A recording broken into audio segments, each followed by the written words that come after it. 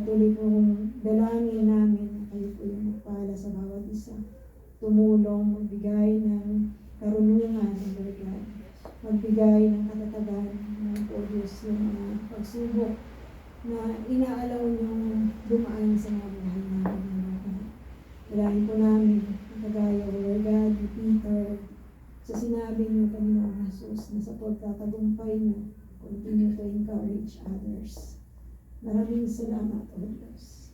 At tuloy nga pong pinupuri ka po namin at dinadakila, Lord. We also pray for those sisters, O Lord God, mga kapatid na wala dito. Ngayon po, Panginoon, ang kanila pong mga sitwasyon, you continue, O Lord God, to be with them. To continue, O Lord God, to encourage them. And may you continue, O Lord God, to give them the light, O Lord. Thank you for your comfort.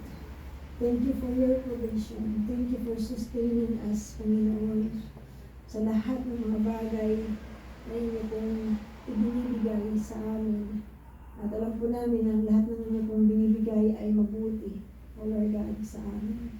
Purihin po kayo, Lord, hatiin kayo. Ang aming dalangin sa pangalan ng Panginoon Jesus. Amen. Amen.